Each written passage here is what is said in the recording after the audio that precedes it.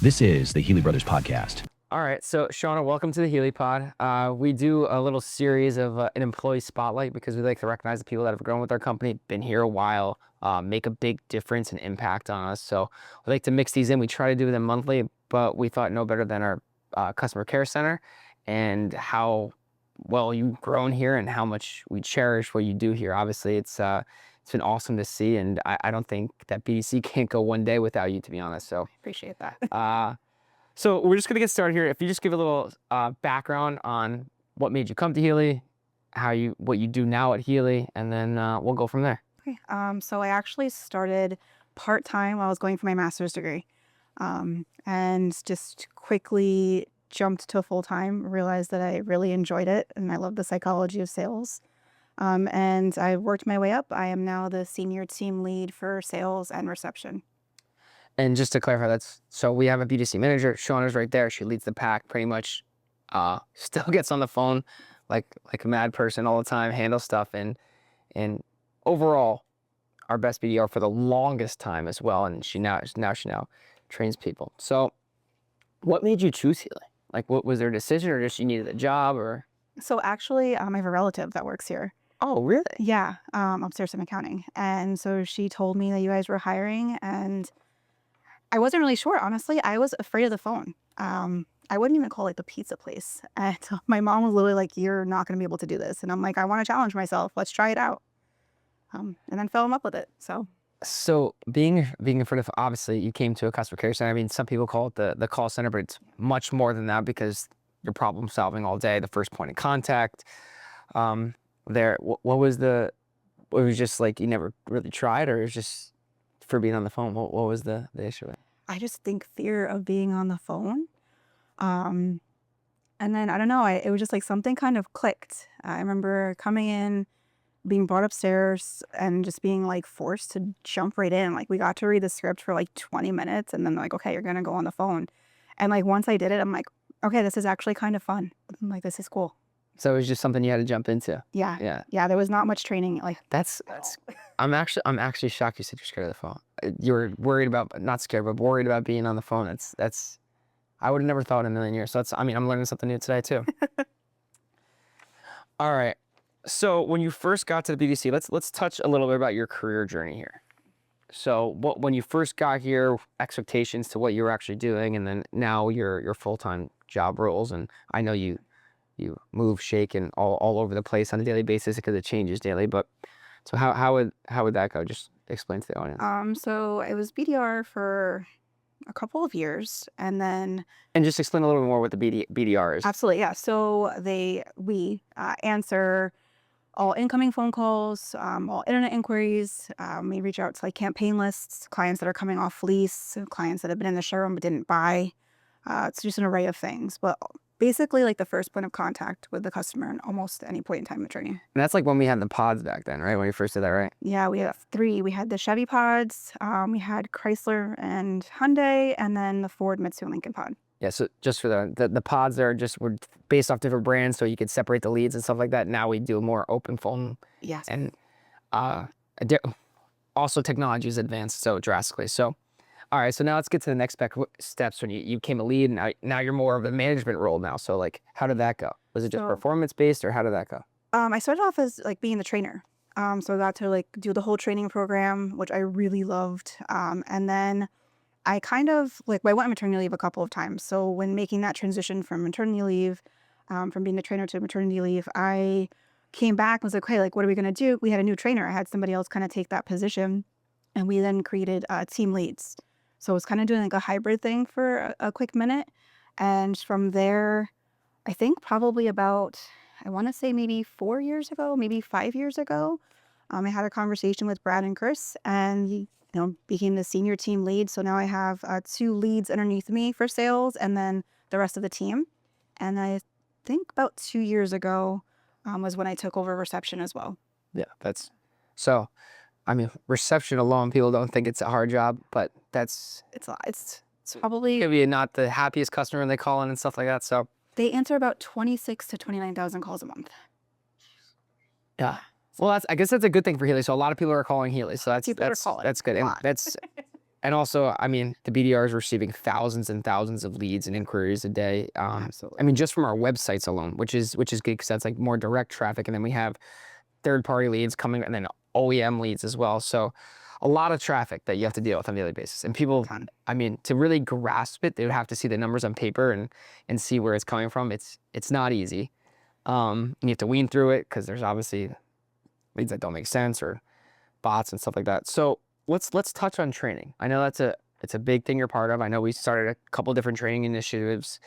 You always seem to lead the way and you seem to really enjoy it. So just talk about of how important it is to you and how you go about your day training and what you initiate in your people of how important that is. Of course. So, as you mentioned, we've tried so many different things, and sometimes, we'll do something for a little while and it gets a little stagnant, so we'll try something else. But we do everything from like team training, in the morning, having everybody come to my desk and just drilling them on the script. I'm so script oriented. Pretty much a stickler about that. So just making sure that we're doing everything by process. But then we also have like the individual training. So, whether it's maybe someone could have handled something a little bit better, and that needs to just be like a quick conversation or just like a quick screenshot, just a little highlight. Hey, next time, let's try this. Or do a little homework on a customer or something like that, just to It could be anything. bond with them a little bit more. Because I know you're big on that too. Like, Yes, so we use psychology, which I do the meetings every Thursday and Friday. I actually really love psychology.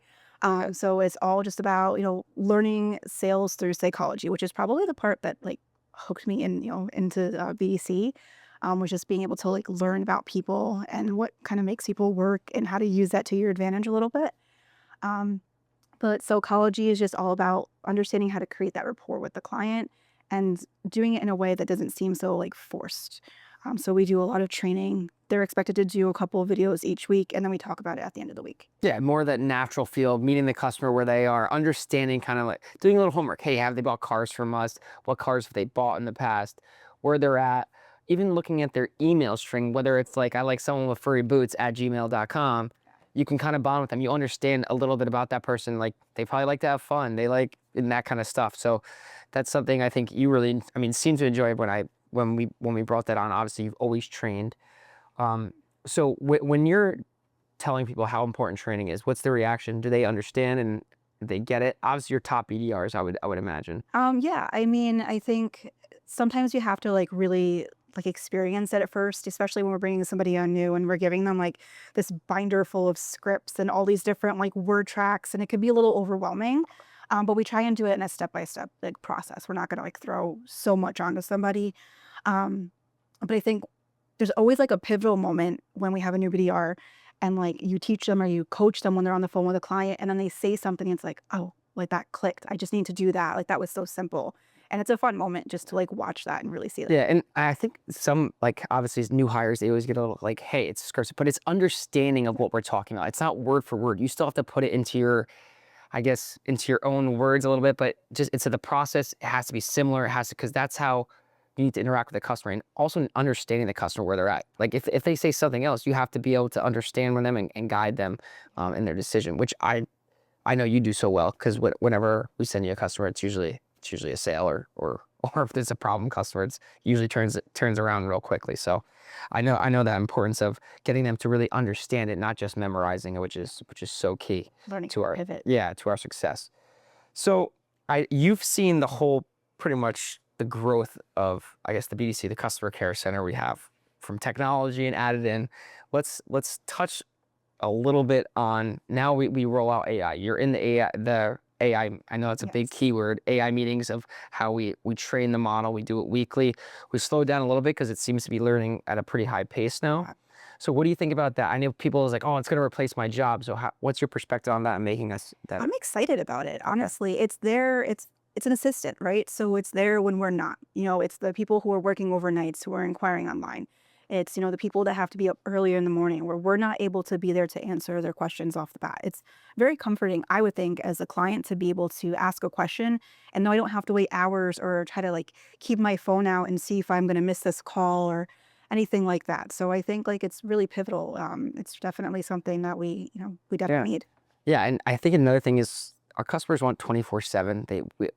As a consumer, I want to be helped like all the time. I know when I reach out to places, or yeah, it's literally like another agent, but they're learning that customer's habits, and it's giving a customer a better, I guess, customer experience, because they're being answered. And a lot of these questions they're asking are not the hardest ones, but they're getting feedback right away. And I think it helps them. Also, it helps us go through the leads that aren't as high quality. I'm not saying they're really bad, but there's some leads where someone just asks a simple question, weeds it out, and you can kind of move on. And our BDRs can get that human touch onto those higher end leads, the people that are really at the end of the buying cycle. It helps us be more efficient. Makes your job a little easier instead of having them wean through every single thing every day, I think. All about priority. So they have like a list of priority leads that they're supposed to respond to. Yeah. And then just, what I like too about AI is that it pings us. It lets us know when a client has answered. So, if we're working on one thing and we just get that response, that email, we can immediately jump in whenever needed. So Yeah. that's really helpful. And then also the managers at the stores have a touch and feel with it, so you can communicate with them, because we always talk about communications with the stores at the end. That's where the customer's going to get the car, or they're getting their car serviced at the end of the day. But so that's a very important mix, and I'm glad you're enjoying the AI role. It's super important. It's the way of the future, and I want people to understand too. It's not replacing their job. It's making them more efficient at their job, and it's allowing our really top end employees to work quicker, more diligently, and really give that customer a better experience. Give the people more time than they need. So I think that's really, really, really important for us. So let's talk about how important when it comes to customer satisfaction it is too. So let's talk a little about that. When you talk to your team, how important is that customer touch, customer satisfaction, customer experience to you? Because yeah, it's not in person, but it's a digital experience, and we're such a digital world today. So how important is it? How much do you push on the team? Top priority. Number one should always be client experience, and just being able to help in any way that we can. I think that's the best part about the BDC, is that it's really that extra layer of support. We understand the showrooms, they're busy, especially on a Saturday afternoon, or if we have a huge sale going on. So having the BDC there is that like layer of support for a client to connect with if they need something, and it doesn't need to be handled in the showroom, is really key. And we talk about, building the rapport a lot, and just being able to connect with the client and really provide that type of satisfaction. Yeah, I think rapport is a perfect word, and it means a lot to the consumer when you could really, especially if they're having an issue and you need to solve it, or they can't get to, say, the payments just to work, and they went to another dealer, had a bad experience, and you're really winning them over. I think that's yeah, it's great. I mean, it can go the other way too, but it is great. But that's why we have you when it goes the other way. So, all right. So now to the nitty and gritty. First off, we appreciate everything you've done, the longevity you've been here with us. I know, Chris, we rely on you heavily, and you work with the showrooms. I know it's not the easiest to work with the showrooms all the time, but they do rely on you, and they appreciate everything you do. Thank you. So what does, and this might be, I'm sure it's going to be it's a deep answer, so you can take your time if you want. So what does Healey mean to you? A lot actually. You know what I really appreciate and I love about Healey is it's a really family oriented company. I feel like there's like a heartbeat pulsing throughout the entire company, and you can really feel that. So it's a lot, and it means so much to me to be able to come to a place daily and kind of treat it like my home away from home. And I've gained so much here, and I've been able to, start my family while working here. And I've never really had to feel like I had to choose between my family life and work. Wow. Really supportive. That well, I appreciate that. That's probably one of the best responses, or the best response I've ever heard. So I really appreciate that. That means a lot to us, and I know my dad, my uncle, my cousin, my brothers would definitely be. Thank you. Yeah. So wow. That was deep, Shawna. I really appreciate that. And like I said, we appreciate everything you do here, and that's why we're doing a spotlight, because you deserve it just as much as a technician or someone else in the show that we rely on. So we do rely on you, and it's been great to see you grow, and your family grow. Yeah. So if you had to give one person looking to work, say, for your department, what would you say to them? If they didn't, no experience at all and all that stuff, what would you say to that person? Do it. I mean, honestly, it's funny. I have a phrase. No one ever really ends up in the car business on purpose. But the lucky few like myself, it's been a happy accident. I'm back in 2008, graduating high school. if you asked me if I was going to work at a car dealership, I would tell you absolutely not. Like with full certainty, never going to happen. And now 11 and a half years later, if you ask me what I plan on doing for the next 10, 15 years, it's going to be working at a car dealership. It's probably one of the best things that's ever happened to me. So What is one thing that people think when they come in and say, when you're hiring and interviewing someone that about the car business, that's not true? I feel like, sad to say, but there's always like a bad rep, it's always like, I mean, believe me, I hear it all the time. So yeah, it's still shitty, it's this, it's that.